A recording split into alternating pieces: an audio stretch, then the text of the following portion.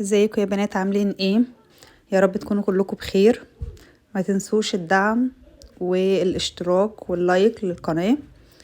النهاردة هندمس عدس مع بعض، طبعا برضو داخلين على رمضان عشان تبقوا عارفين الموضوع دوت. في رمضان احنا بنبقى عايزين ناكل فول في السحور عشان يقدر يقوينا طول اليوم. انا كنت سايبة الفول نقعاه في مية، يعني من قبل ما اعمله بيوم الظهر. كنت نقعاه الظهر، يعني الفولة اللي انتوا شايفينها دي كنت نقعاها الظهر، وفضلت من الظهر لغاية وطول الليل، والصبح اول ما صحيت من النوم فبعمله. غسلته مرتين، وبعد كده هوت ايه بحطه في الحلة بقى اللي هعمل فيها ايه الفول. وكنت بشرة جزراية، ومقطعة طماطمية، و3 معالق عدس اصفر، 3 معالق عدس اصفر، جزراية مبشورة كبيرة. انا كنت بشر جزراية كبيرة مبشورة او جزرتين صغيرين، وطماطمايه صغيرة انا مقطعاه. دي البصلايه. طبعا الحاجات دي كلها انا عاملاها عشان خاطر لون الفول ما يسودش معايا، ويبقى لونه مصفر كده وحلو، اللي هو نفس اللون بتاع بره، مش نفس اللون اللي بيتعمل في البيت يبقى اسود، لا. وده العدس الاصفر. انا كنت غسلاه. تغسلي العدس الاصفر كويس جدا لغايه برضو لما الميه بتاعته تبقى صافيه، متبقاش مصفره. يبقى دي كده 3 معالق عدس وجزرايه مبشوره. على ده كله على نص كيلو فول.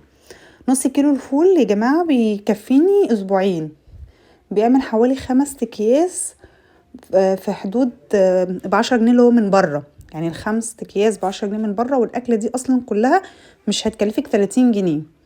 فاحنا طبعا بنوفر. انا كنت واحده من الناس اللي كنت مستحيل ادمس الفول في البيت، ولسه بادئه ادمسه اليومين دولت من ساعه ما الدنيا غليت، وربنا يسترها معانا.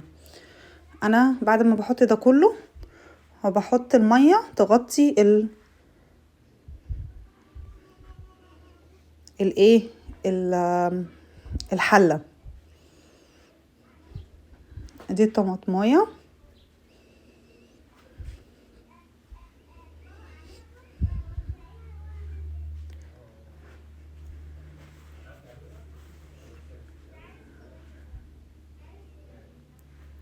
بعد كده بزود الميه تغطي الحله.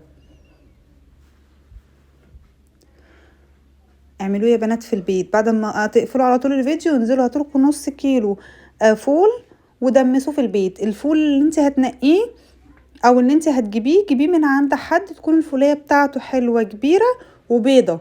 بلاش الفول اللي هو الصغنن والاسود والمكرمش والحاجات دي كلها، لا بلاش.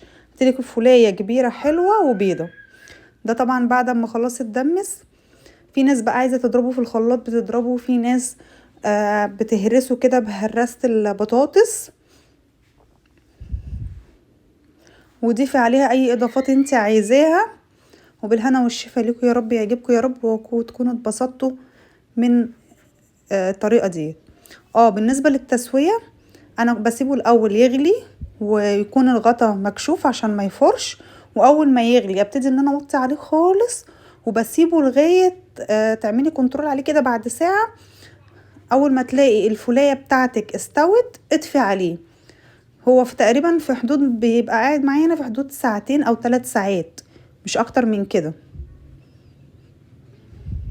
ودي طبعا على حسب الفوله، في فوله ممكن تقعد اكتر وفي فوله ممكن تقعد اقل، فعلى حسب الفوله. وبالهنا والشفا يا رب يا بنات، تعجبكم. مع السلامه.